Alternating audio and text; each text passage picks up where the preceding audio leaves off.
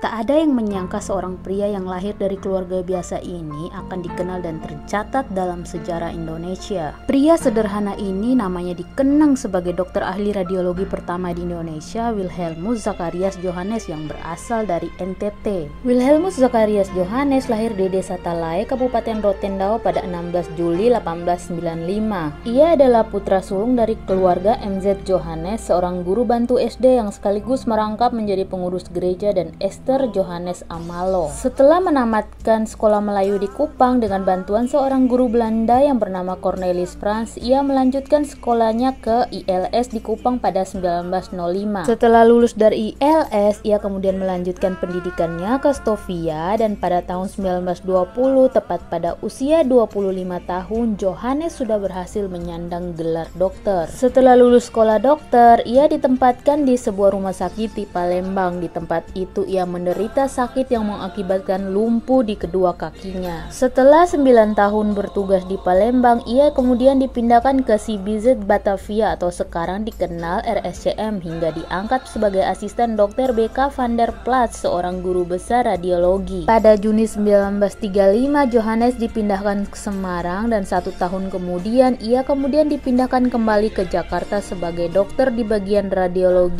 hingga tahun 1939. Sejak itulah ia dikenal sebagai ahli radiologi Indonesia yang pertama.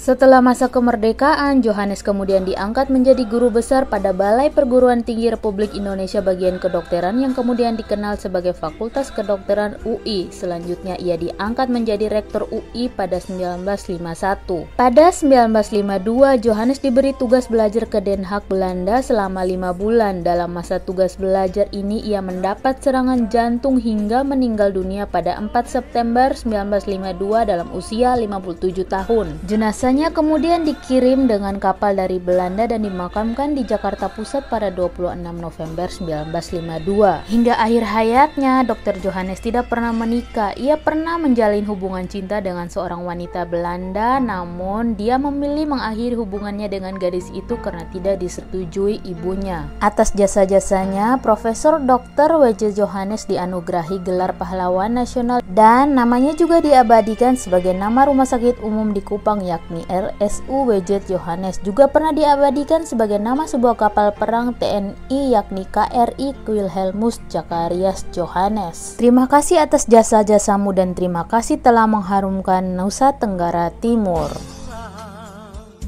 Video kali ini sampai di sini. Sampai ketemu lagi di video berikutnya. Dadah.